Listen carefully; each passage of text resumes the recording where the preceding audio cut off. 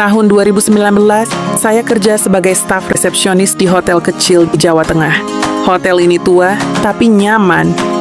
Kecuali kamar 305. Hampir tidak pernah dipesan. Banyak tamu bilang mereka tidak nyaman. Tapi sebagai staf, saya dilarang menceritakan apapun ke tamu. Malam itu, saya kerja sendirian.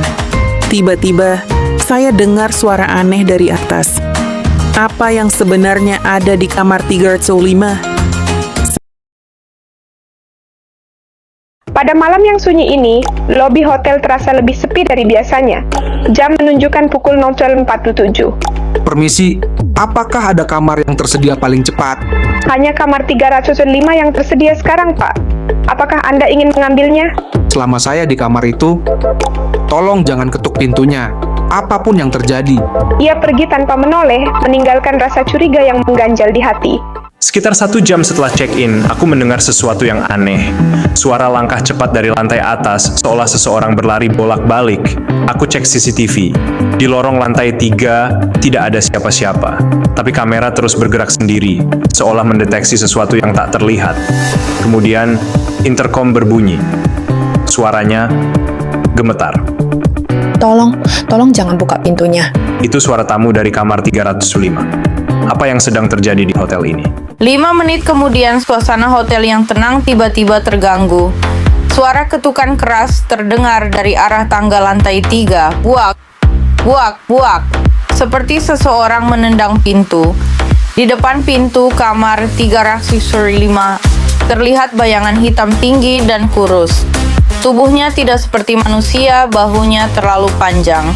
Bayangan itu mencondongkan kepala ke arah pintu kamar 305. Dia di luar kamar. Jangan biarkan dia masuk. Saya panik tapi tidak bisa naik ke atas. Arahan hotel, jangan mendekati kamar itu malam hari. Tiba-tiba suara ketukan berhenti total. Lorong menjadi sunyi sepi. Saya menatap CCTV tanpa berkedip. Semua tampak normal, tapi sesuatu terasa salah. Bayangan itu sudah menghilang, seolah tidak pernah ada di sana. Saat saya memeriksa kamera sebelah, pintu kamar 305 terbuka sedikit sendiri. Ada tangan pucat, kurus, keluar dari celah pintu. Tangannya meraba-raba seperti mencari Jam 6 pagi, kami naik ke lantai 3. Kamar 305. Tidak ada jawaban. Saya buka pakai kunci master. Kamar kosong. Kunci di meja. Tas tamu hilang. Lantai basah, seperti habis hujan. Tidak ada bocor.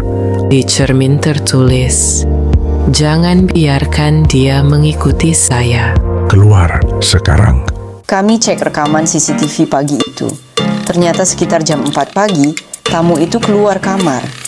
Tapi cara keluarnya tidak seperti orang berjalan. Ia ditarik mundur oleh sesuatu yang tidak terlihat, seperti diseret paksa. Kakinya melawan, tetapi tubuhnya hilang di ujung lorong, ke arah kamar kosong yang sudah lama ditutup permanen. Kamar 309. Setelah itu, kamera berkedip dan mati selama 20 detik. Ketika menyala lagi, lorong kosong. Tidak ada catatan check out.